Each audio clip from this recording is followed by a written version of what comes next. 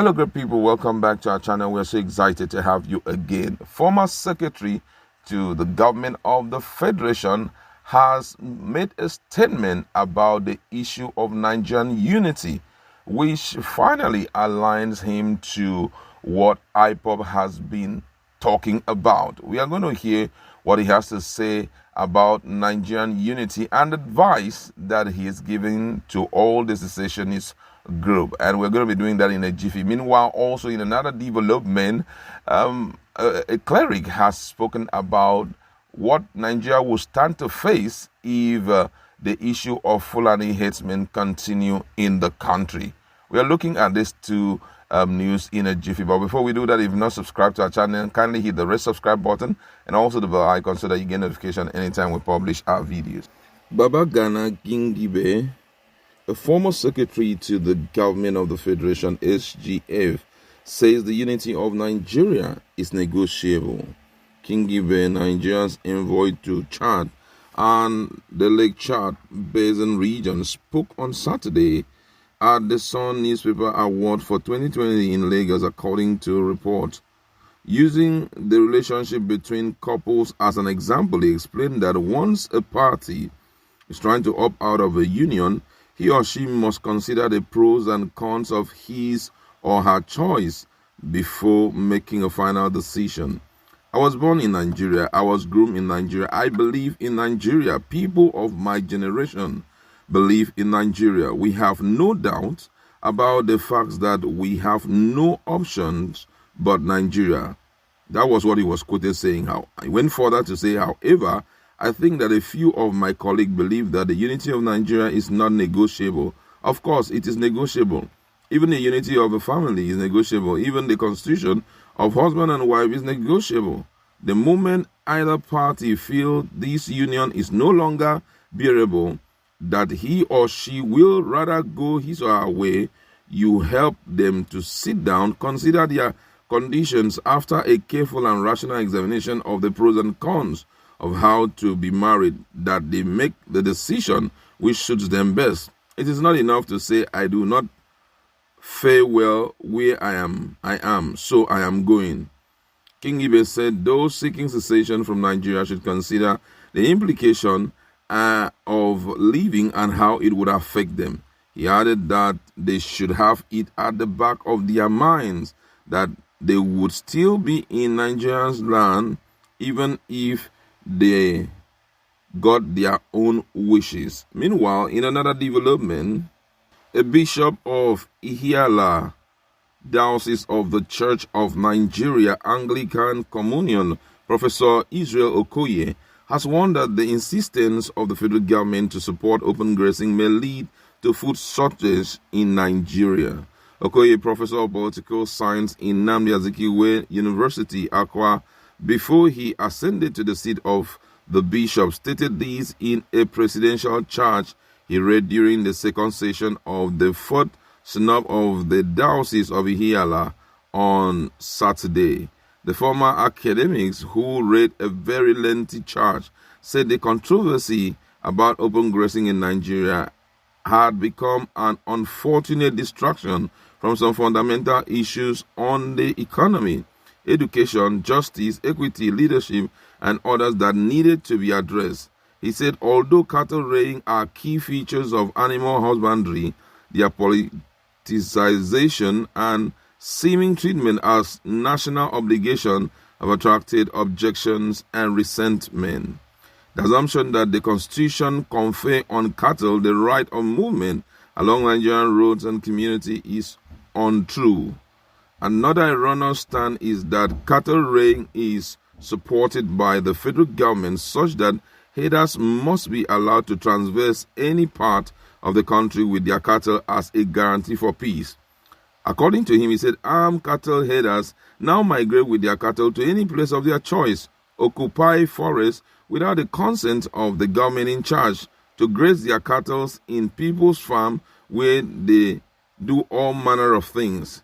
The widely held feet dragging of the federal government in arresting the fast-spreading dastardly act of the armed Fulani herdsmen engender ill feelings among the affected population. Okoye said if these continue, it will hinder Nigerian farmers from being productive and lead to food shortage, while lamenting that the activities of the Fulani herdsmen have totally corrupted the image of the Fulani people. According to him, he said today farmers in many parts of Nigeria can no longer go to farm.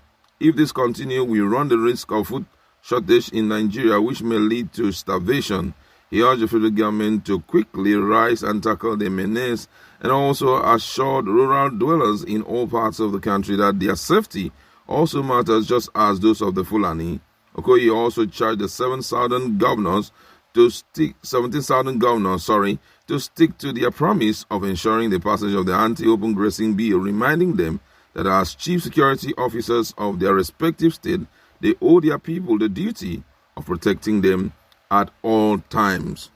Wow, this is quite an interesting news.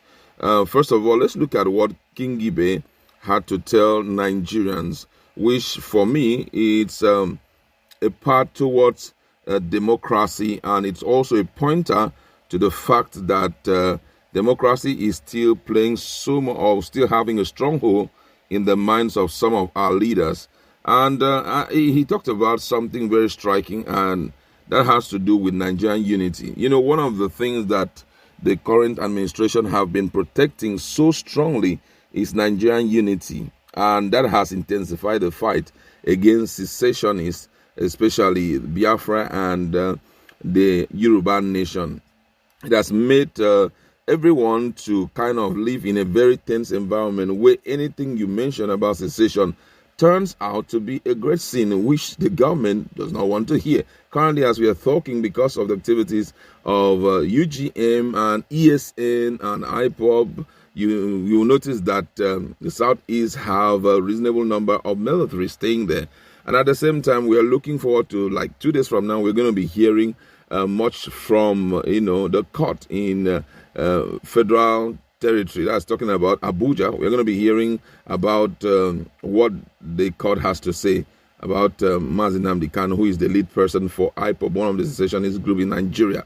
Man, as this guy has rightly said, Kingibe has rightly said, negotiation is important. But at the same time, it's good for us to have it in mind that unity is negotiable. If you look at the number of states we have in Nigeria today, most of them came as a result of, oneness. Staying together did not, at the time, staying together for some state did not really make sense again.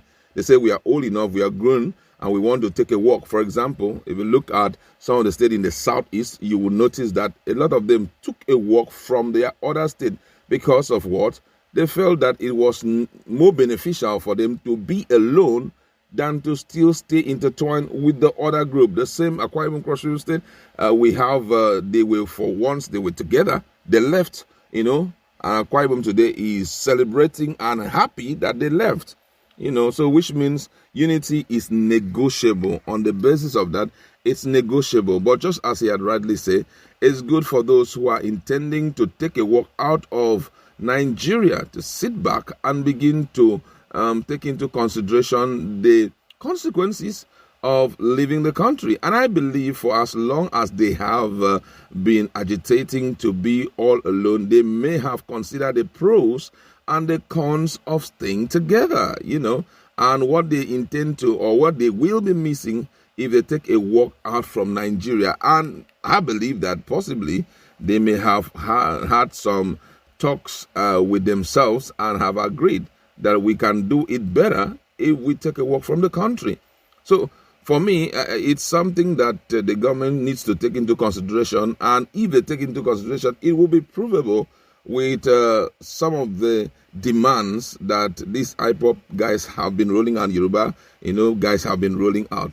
You give them opportunity for referendum. Make it as free and fair as possible, even if it means throughout that period we will have the entirety of the army and police seated in the southeast and watch how they are carrying out this so-called referendum, so that if they want to stay, they stay. If they don't want to stay, they take a walk, and tomorrow, who knows, that may lead to Nigeria going very far. But then, as he has rightly said, don't forget that there are consequences for living and all of that. But I feel that these guys are grown enough to bear it. Let's see what the government will do in that respect.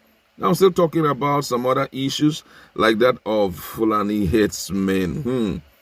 Fulani, not all of them are bad, though. Some of them are very good, but I think this haters stuff, haters and farmer clashes has caused a lot of people to, mark them X a kind of. But with what this guy have said, I think the bishop have said there should be consideration in that regard. Looking at the situation we have currently found ourselves, most of our farmers do not want to enter the forest again for fear of being hacked by these so-called Fulani headsmen and all of that. I feel that the ideal thing to do is to educate these illiterates who are into this whole thing called farming or rearing of cow, because I know that reasonable number of them are not schooled. Educate them, let them understand that they are not going to lose anything financial, and then let them consider ranching so that peace will abide in our country once again. That's where I would like to leave it. Go to our comment section, let's interact. Thank you very much, and